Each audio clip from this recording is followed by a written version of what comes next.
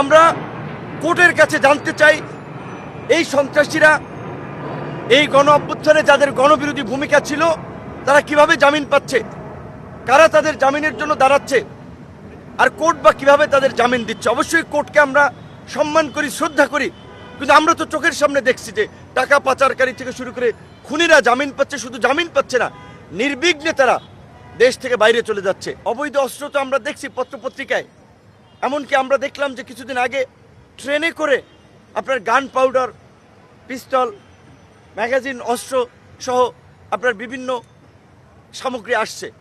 সেগুলো যদিও সে সময় সেনাবাহিনী হাতে ধরা পড়েছিল। তো এই অভিযান পরিচালনা আরও জোরদার করতে হবে। সোশ্যাল মিডিয়াতে হুমকি দিচ্ছে, আমাদেরকে হুমকি দিচ্ছে। এই ওসমান হাদি কোনো ব্যক্তি না, ওসমান হাদি জুলাইয়ের একটা চরিত্র। ওসমান হাদির উপরে আঘাত মানে জুলাইয়ের উপরে আঘাত। হসপিটালে বসেই আপনাদেরকে মোবাইলে দেখাতে পারি, আমি ইনবক্সে হুমকি দেওয়া হচ্ছে যে কাফনের কাপড় নিয়ে আমাদেরকেও রেডি থাকতে বলা হচ্ছে। এখন আমরা কার কাছে নিরাপত্তা চাবো? কয়জনকে সরকার নিরাপত্তা দেবে? আমরা ব্যক্তিগতভাবে নিরাপত্তার চেয়ে আমরা দেশকে নিরাপদ করার দাবি জানাই সরকারের এবং রাজনৈতিক দলসমূহকে আমরা অনুরোধ জানাবো, ক্ষমতায় যেতে কিংবা ক্ষমতা দখল করার জন্য অস্থির হয়ে রাজনৈতিক বিভাজন তৈরি করবেন না। আপনাদের বিভাজনের কারণেই এখন পর্যন্ত ফ্যাসিবাদী শক্তির আস্ফলন দেখাচ্ছি। ফ্যাসিবাদী শক্তি 18 দলীয় জোট করতেছে, নির্বাচন করবে, নির্বাচনের মাঠে থাকবে, নির্বাচন বানচাল করবে, এই আওয়াজ দিচ্ছে। আওয়ামী লীগ নিষিদ্ধের সময় আমরা সকলের পরিষ্কার অবস্থান দেখতে পাই নাই।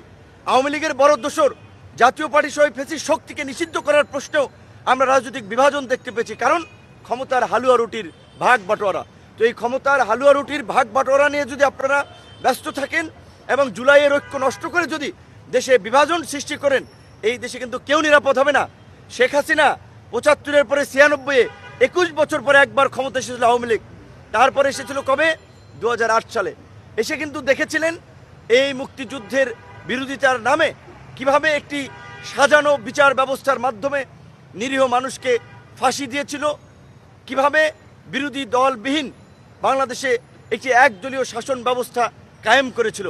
কাজে ওই ফেসিবাদী শক্তির প্রশ্নে আমরা যেন আপোষহীন থাকি, আমরা যেন ঐক্যবদ্ধ থাকি এবং আজকের এই হাদির উপরে আঘাত, সামনে যে অবস্থা আমরা আশঙ্কা করছি আরও বিভিন্ন ধরনের আঘাত আসতে পারে,